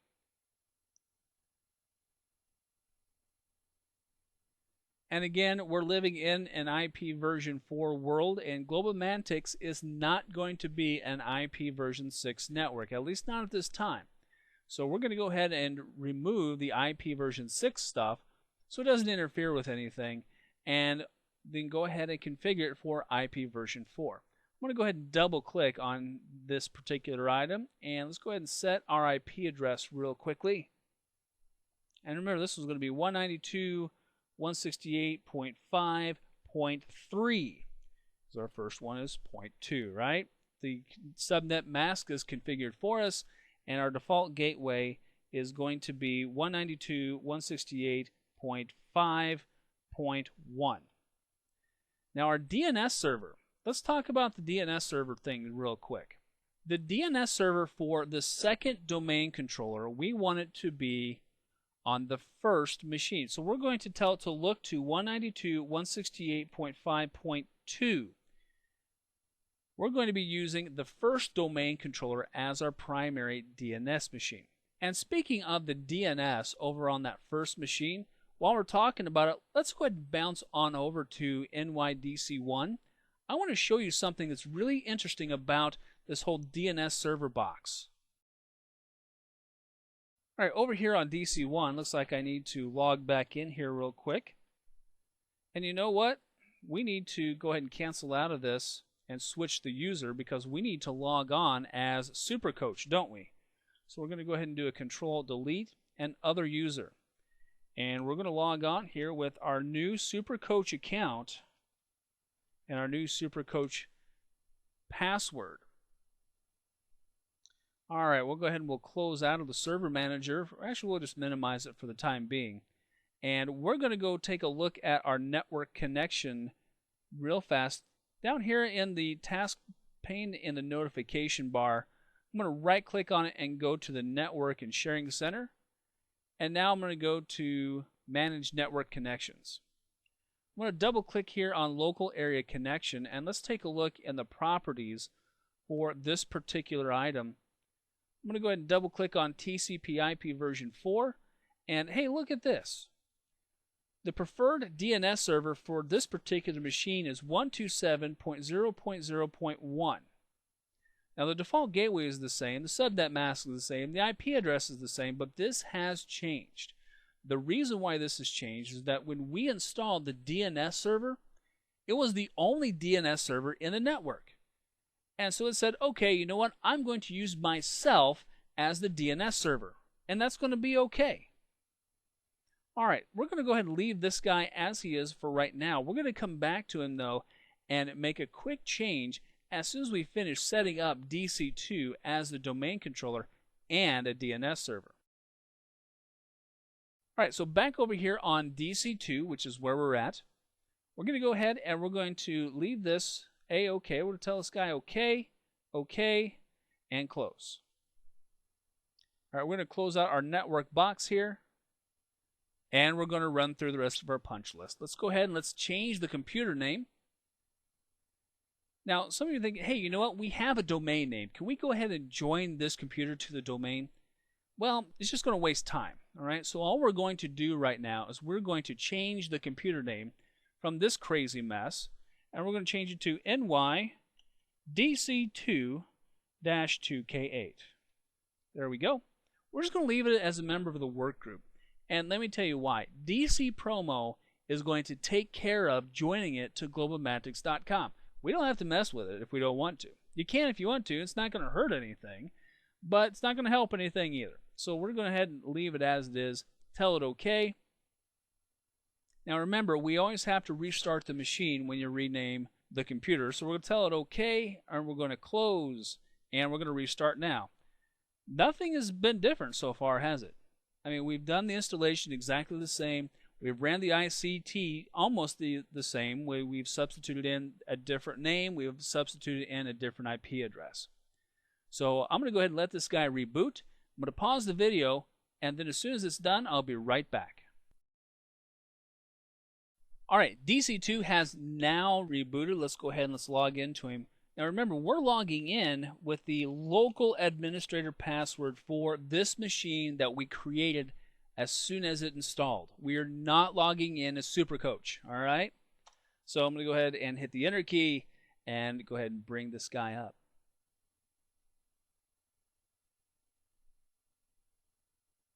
All right, so there we go. We should be greeted with the ICT here really quickly. Yep. All right, so we must have done good. Let's go ahead and let's set our automatic updating and feedback options real quick. And we'll manually configure the settings for the automatic updates. We'll check for updates, but let me choose whether to download or install them. We'll go ahead and we'll include recommended updates too. Probably won't hurt anything.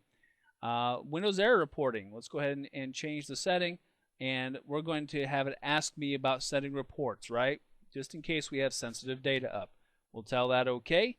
And right now, the current setting for the Customer Experience Improvement Program is that we're not participating. And again, we're very concerned about security, so we're going to leave that as it is. We'll click on Close. Let's go ahead and let's download and install the updates here real quick. And just to have that one done, again, looks like we have the exact same updates as before. So we have 25.8 megabytes worth.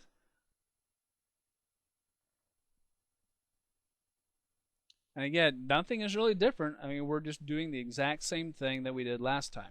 The differences are going to come in whenever we run DC Promo. We're going to see some different options in there. Now again, while this guy is downloading updates and installing them, I'm going to pause the video because, well, you've seen it before. There's no big surprises. And so I'm going to go ahead and let this guy roll through. We're going to restart the machine, and then I'm going to log back in and then start recording again. Okay, so DC2 has rebooted. Let's go ahead and log back on. Again, we're logging on with the local administrator password. We're not logging in yet with the domain administrator password SuperCoach because this machine is not yet joined to the domain. It doesn't even know that globalmatics exists yet, so we only can use the local administrator password. All right, so it should take just a second here for it to load back up here for us. And once again, here's our ICT list, giving us information about all the stuff that we have done so far. Let's go ahead and let's enable the remote desktop real quick again. We're going to go ahead and allow connections only from computers running remote desktop with remote level authentication. And you see, once again, that it's going to provide us with exceptions in the firewall automatically. We don't have to go into firewall and configure that. It just makes our life just a little bit easier. Tell that OK and this OK. Firewall has been configured. Now we can go ahead and make alterations here, but we don't need to at this point in time. And so our last step is to make sure that this guy does not show back up whenever we're booting up again. All right, so let's close the ICT, and we're going to wait just a moment here for our server manager. Our next step is to actually install Active Directory domain services. we could go to roles and install Active Directory domain services that way. But I told you I'm going to show you a shortcut, and that's what I'm going to do right now. I'm going to go ahead and minimize the server manager and go straight to the start menu. I'm going to type DC promo here in the search box. You can see right up here at the top it finds DC promo for me automatically. I can actually just hit the enter key right now to run that command. Alright, now we're talking. And look, it's telling you that the Active Directory domain services binaries are being installed. Because we didn't install ADDS role initially, it's going to go ahead and install it for us right now. Basically, all we're doing is we're skipping one step. Is it right or wrong to do it this way? No, it's really neither. It doesn't make a difference whether you do it from the server manager or if you just go in and type DC promo. For a lot of more experienced and more veteran folks, they like to do this. You know, I'd say it's up to you. If you don't mind the server manager interface, you know, it's fine. If you're in a hurry and you just want to skip all that, just go to that search box. Now, it is going to take a little while for this to go and to install, so I'm going to pause the video right now. And yes, I know. Like, man, Coach, how many times are we going to pause? Well, as much fun as it is to watch this little blue box bounce across the screen, you know, it's really not that interesting. So I'll be right back. All right, so it wasn't very long that I had to pause the recording, actually. It was only just another couple of minutes. But you see here now we have the new Active Directory Domain Services installation wizard again. It's the exact same wizard as you saw last time, but this time we're going to go into Next. Again, here's a bit about the whole Windows NT thing. Yeah, we've seen that before. We'll hit Next. This time we need to make a choice, or a change in our choice, I should say. We're going to add a domain controller to an existing forest. Okay? We're going to be adding a domain controller to an existing domain. I'm going to show you this whole create a new domain and existing forest in a different video. But we're going to be adding this DC2 machine to globomantics.com that was created by our first server. So we're going to go ahead and tell it next. And now we need to put in the name of our server, or I'm sorry, the name of our domain, globomantics.com. But we need to supply alternate credentials because right now we're logged on as the local administrator. Remember, the local administrator is only just for this machine. But what we want to do is we want to connect this machine over to Globomantics. So we have to use our SuperCoach login, our SuperCoach credential that we created earlier, or renamed, I guess you would say, and the SuperCoach password, which is different than our local administrator account, and tell it OK. Because the SuperCoach administrator account has permissions to take this machine and make it part of Globomantics. Okay? That's why we had to supply those credentials, that logon instead. I'm going to tell it next. It's going to sit here and take a look around. It did find globomantics.com. That's really good news for us. That means that this machine is connecting to and talking to our first domain controller, NYDC1. So we'll tell it next. It'll sit here and spin. We are going to be assigning this machine to the New York site. That's why I wanted to make sure that we renamed it earlier. Remember when we renamed that default first name thing to New York? This is why. Now I'm going to tell this next. Now here's the next question. Do we want this domain controller to also be a DNS server and a global catalog? Now in our instance, in Globomantics, as we're setting up these two machines to be fault tolerant, remember if one dies we still have the other one, the answer is going to be yes. We want both DNS server and global catalog to be part of this server. Now the read-only domain controller thing, look how it is now available to us. The reason why read-only domain controller, RODC, is available is we now have a full domain controller available to copy stuff from. But that's a whole different video that we'll tackle later on in this very series. For right now, we're going to go ahead and leave DNS server checked and global catalog checked, so we have as identical of a machine as we can to DC1. Let's tell it next. And now it's going to give us this little warning message about how it can't find the authoritative parent zone, blah, blah, blah. Here's what I want you to understand about this box. DC Promo is going to take care of DNS for us, so all we have to do is tell it yes. Okay, so don't let this box freak you out. There's nothing to worry about. All we have to do is tell it yes, and we'll work with DNS again in a different video. Once again, we have our locations for our Active Directory files. That looks good. We're going to tell it next. And once again, we have to create the Directory Services Mode Administrator password. So, generally speaking, here's my recommendation to you as I'm typing this in. Use the same Directory Restore Mode password on every machine. Okay? That way you only have one password to write down. Now, some security guys might argue with me about that, say, well, you know, some servers need to be more secure than others, and you want to use a different one. That's up to you and your company's security analysts and consultants and your company's security policy. I'm going to recommend to you to just use the same one on every single machine. You should probably write down this Directory Services Restore password, though, in a logbook that's kept in a safe location. That way, even if you forget, or let's say that you're not at work that day, or let's say that you go on to bigger and better things sometime in the future, and the server blows up, somebody can go back to the logbook, look up that password, and be able to go into Directory Services Restore mode. Okay, so you're not only just helping yourself, but you're also helping the future. Okay, just think about that.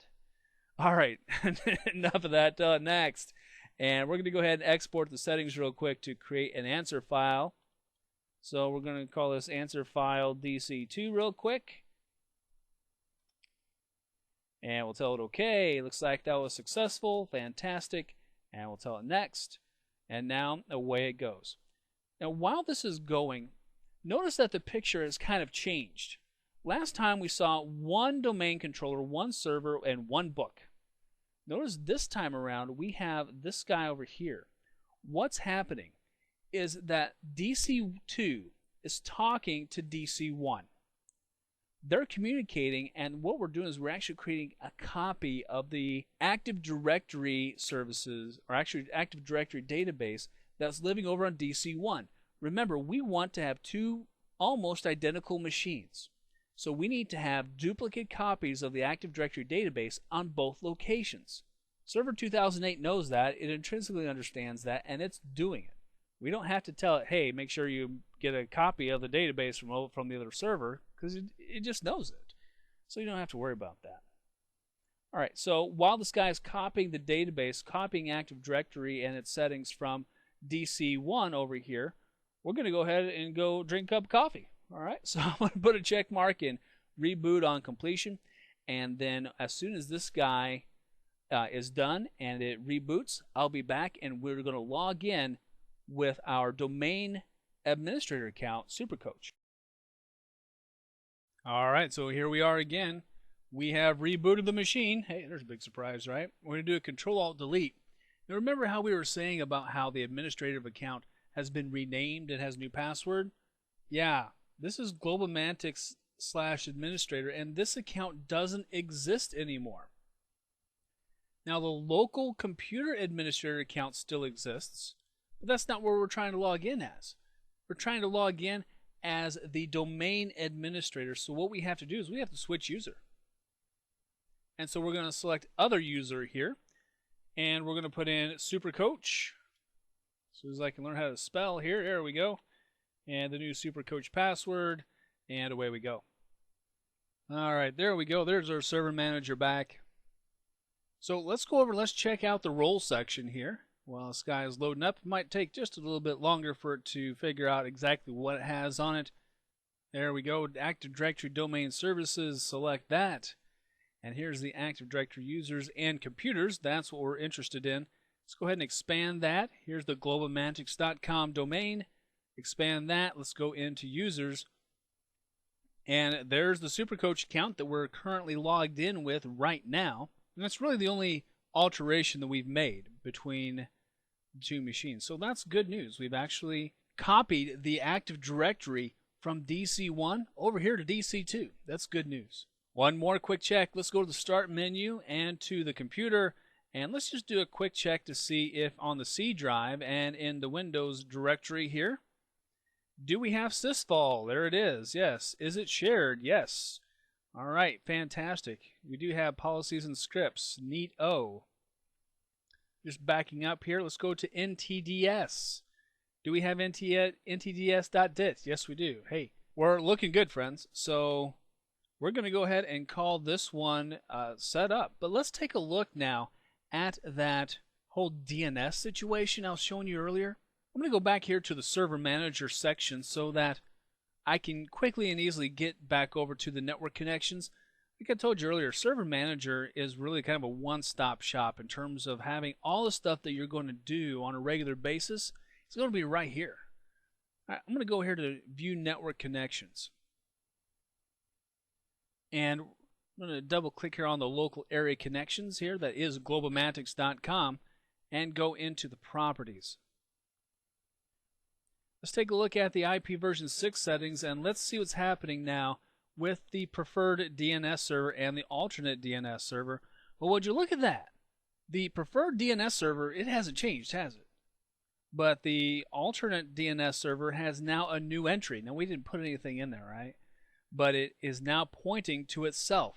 So let's say for some weird reason, DC1 decides to go down and decides to kind of flop all over like a fish. It's not a big deal because this particular domain controller can still reference itself as a domain controller. This is a good example of redundancy and fault tolerance. But you know what? Let's move back on over to DC1 now, because here's what I want to do. Okay? Right now, DC2 is looking at DC1 as its primary DNS server. Remember, it's just like a phone book, right? DC2 is going to look at itself as a secondary just in case DC1 goes down. But let's say that DC2 goes down. Or let's say that we just want to have an alternative to this particular machine. Let's go ahead and move on over to DC1. And what we're going to do is we're going to switch over, or I really should say add to the DNS settings. We're going to make sure that DC1 can also look at DC2, so we have that redundancy and fault tolerance happening in there. All right, so back here on DC1, as you see up top here, we're going to go ahead and put in the alternate DNS server information here for 192.168.5.3. That is the IP address for DC2.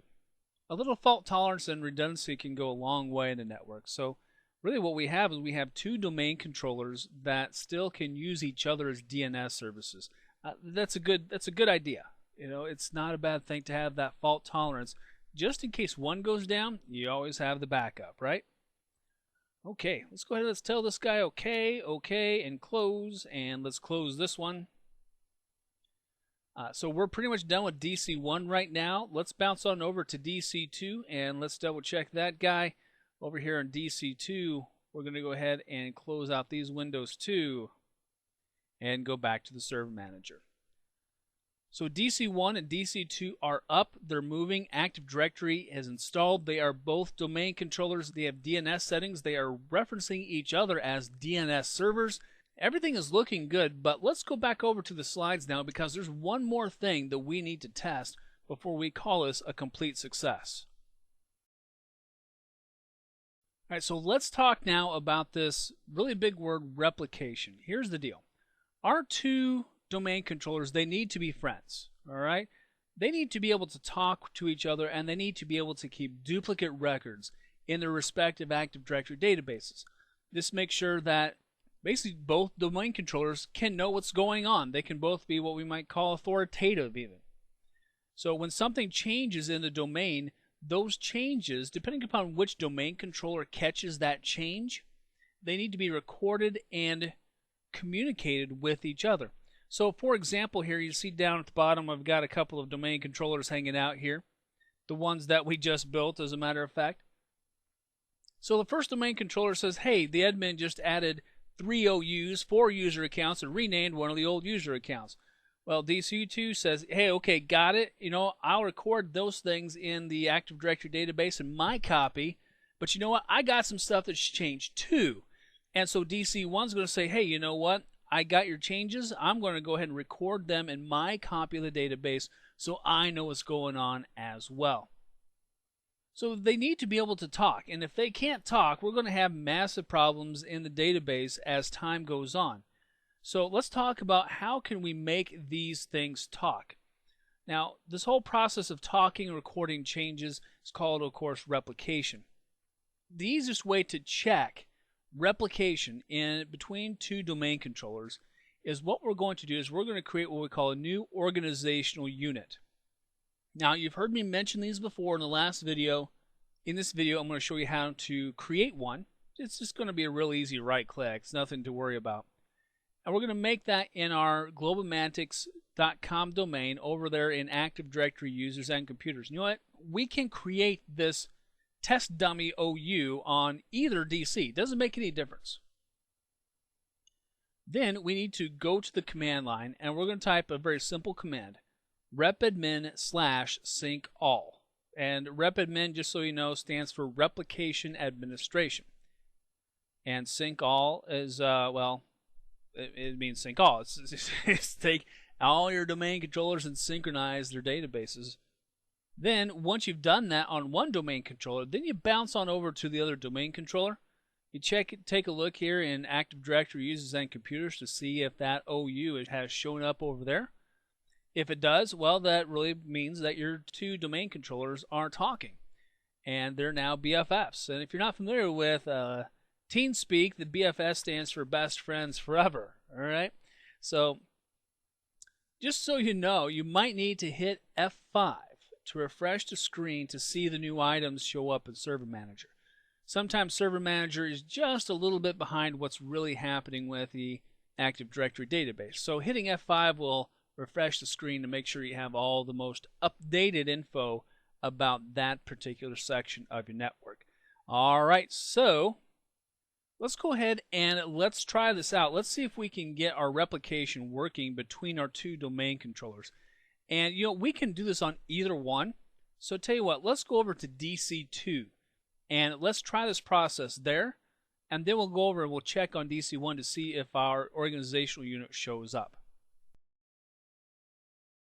All right, here we are over on DC2, and I'm going to go here into the globalmantics section of the domain. Now I'm right here underneath Active Directory users and computers. I'm going to create a new folder, oftentimes called an organizational unit, but if you want to call it a folder for now, that's just fine. I'm going to right click over here in the folder section and select new, and then select organizational unit. And I'm just going to name this guy Test Dummy real quick. You can name it whatever you want. Doesn't make any difference, really. And tell that OK. And now Test Dummy is now an added folder here underneath globalmantics.com. What we're going to do now is we're going to ensure that DC2 talks to DC1 and exchanges the information on this particular object. DC1 should record information about Test Dummy. Let's go ahead and let's go to the Start menu.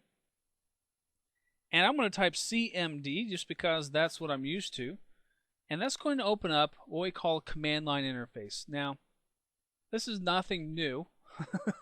As a matter of fact, I'm sure you've probably seen this about a billion times before. And if you haven't, you're going to get to know this guy really well, because in the command line, there's a lot of great things that we can make happen that we just can't make happen otherwise. All right, so we're going to type repadmin /sync all. And we'll hit the enter key. And we'll see if we get any errors. Doesn't look like it. Terminated with no errors. That means our two domain controllers did in fact talk. So now what we need to do is we need to go over to DC1 and let's see if Test Dummy shows up over there.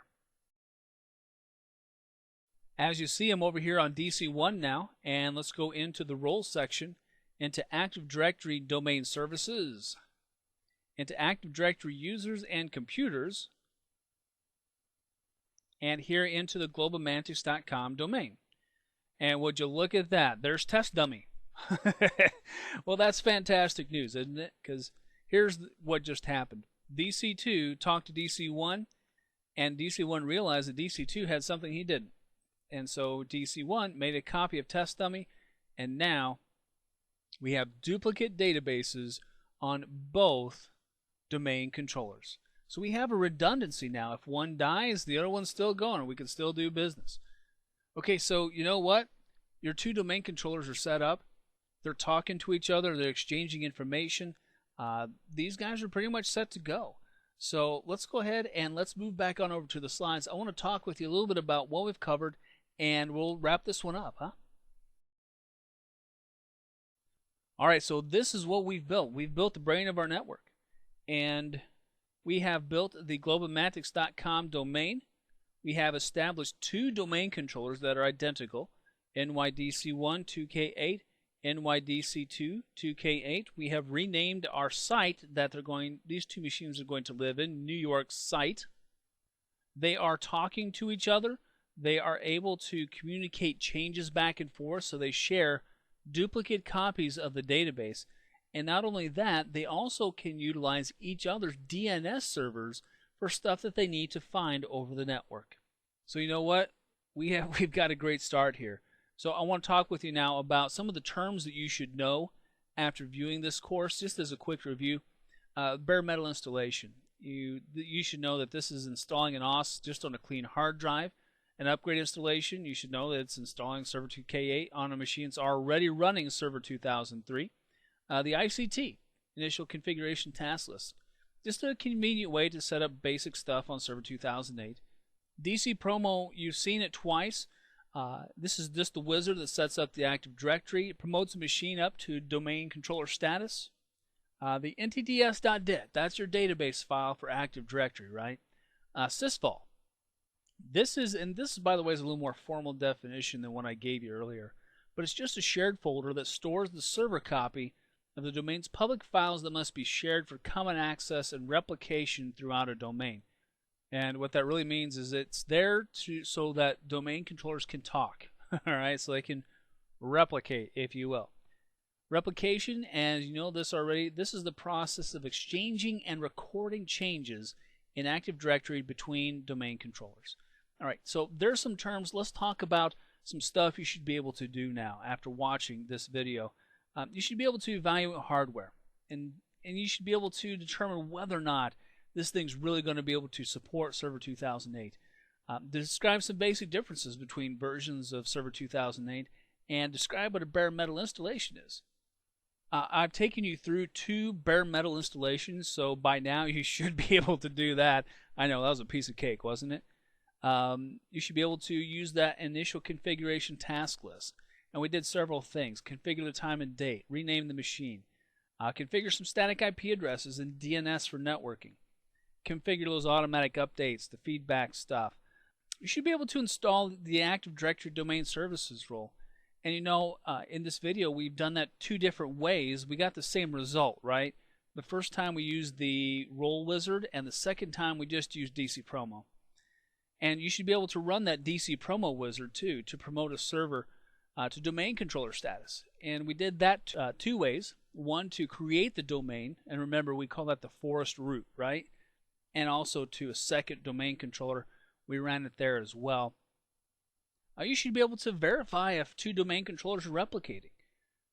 Remember, all you got to do is just go in, pop in a new Active Directory object, like a new folder like we did with the organizational unit, and run repadmin sync all, right? So it's a real easy process. You know, what did it take us? Like 2 minutes? And I think just as long as it took me to talk you through it. So hey, you know what? We've wrapped up. We've got a lot of good work done. So now that our first two DCs are up, in the next video, we're going to start adding those user accounts for Globalmantics. And we're going to organize them according to departments and all kinds of new stuff. So thanks for hanging with me for this video. And you know what? I'll see you in the next one.